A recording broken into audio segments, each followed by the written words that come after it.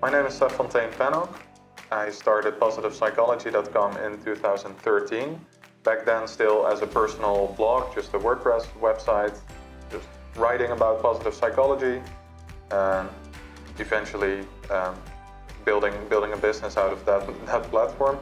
And both my background professionally was in search engine optimization, which is also the main strategy I used as an acquisition channel for PositivePsychology.com. So I'm Hugo. I was trained as a psychologist. I did my PhD in psychology. Started working as a university professor, doing research and teaching. And at a certain moment I got a call from this guy asking me if we could meet. And then everything started, basically. Then we started working together. I started developing products for the platform, and here we are. The inspiration for starting the platform was that we were Googling around ourselves and we couldn't find any useful information, and definitely not science-backed information in the field of positive psychology. So that's when we got together and said, like, hey, I've got some online marketing skills, I think I can build a site. Hugo already had a lot of content laying around, so that's when we decided to join forces and essentially build a platform that we couldn't find. I think you talked about selling a lot of times. Yeah. Even before we started working with FE International. Yeah, I was already looking into it a little bit. We got approached left and right, but nothing really interesting ever came out of that. And then I got an email from Ismail from the FE team saying there was a no cure, no pay trajectory to go into and see if they could find the right buyer for us. He said he'd been selling a lot of similar platforms in the space, at a very nice price. So I was like, okay, let's enter the process and see where this can lead to. I think the main consideration for us in selling the business was that there wasn't a lot of personal and professional growth for us as the founders anymore in operating the business, because we had been building the same platform for almost 10 years. Mm-hmm. At some point it gets a little bit repetitive, and we felt like it was too early in our careers as entrepreneurs to stagnate already. So in order to experience new professional growth, we decided to do something outside of our comfort zone, which is what led us to start a different business called Quenza, a SaaS company. From the very beginning, there was like a click, you could say. We felt at ease. We felt that we were on the same page. It felt like a natural collaboration from the very beginning. So that is, I think, always a good starting point.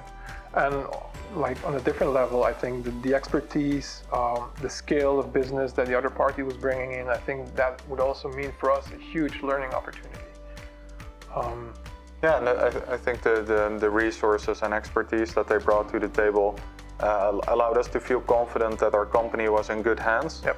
and would grow and would be done justice to going forward.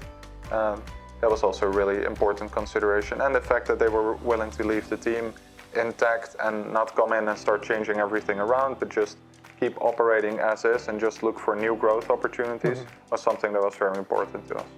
Yeah, the prospect also of like making more people aware of your products. For me personally, it was really important. Because you create it, there's a certain soul to it, there's a lot of dedication. You want the baby, so to say, to grow and to expand. So the prospect of having another company that is potentially better, capable of reaching more people is very, I think, very hopeful in a way.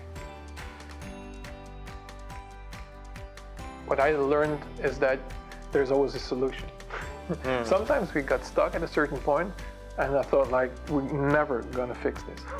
Yeah. And then there was a fix. Yeah. So that was something that for me personally was like a huge insight. Like, okay, if you want to, if like two parties want the same thing and you're really committed, you can make it work. Lawyers are expensive.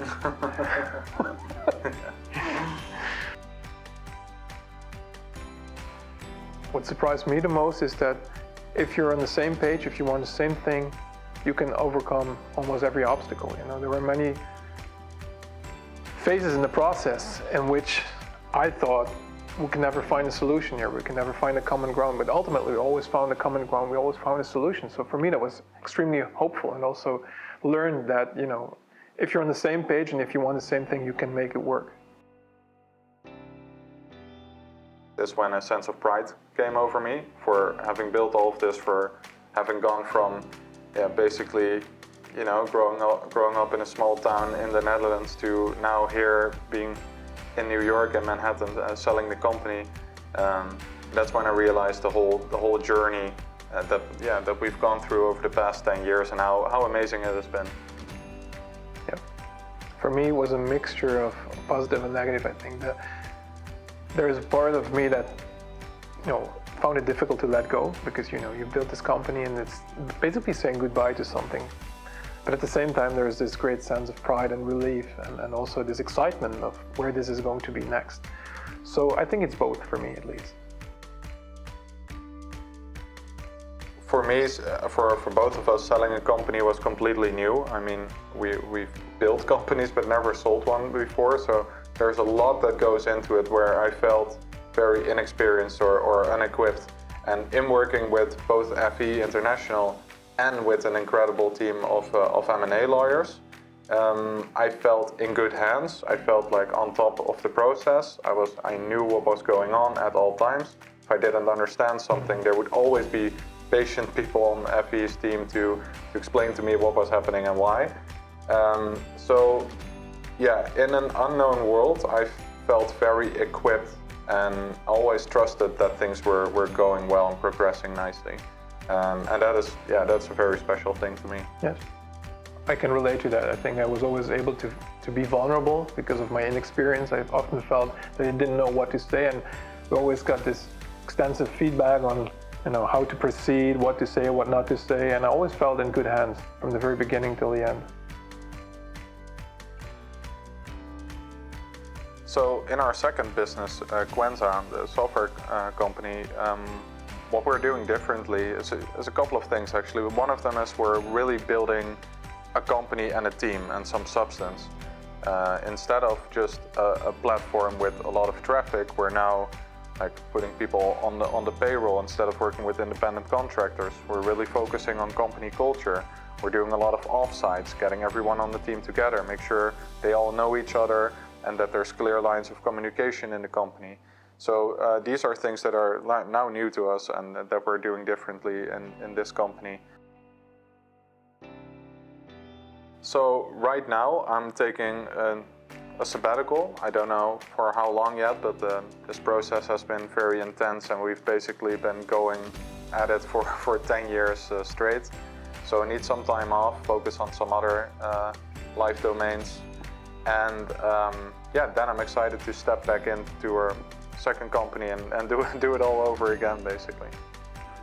For me as well, I'm hoping to find some more life balance at this point, so I'm also taking it easy at this moment. Just also enjoying the fact that we sold the company, taking some pride in that, and also looking forward to climbing a new mountain, the second company, and enjoying the process, because that's something I learned as well. I think it's nice to sell your company, but you don't never forget to also enjoy the ride. It's beautiful to, you know, go through this process of building something, and you know, it's a joy and a privilege to be doing it again.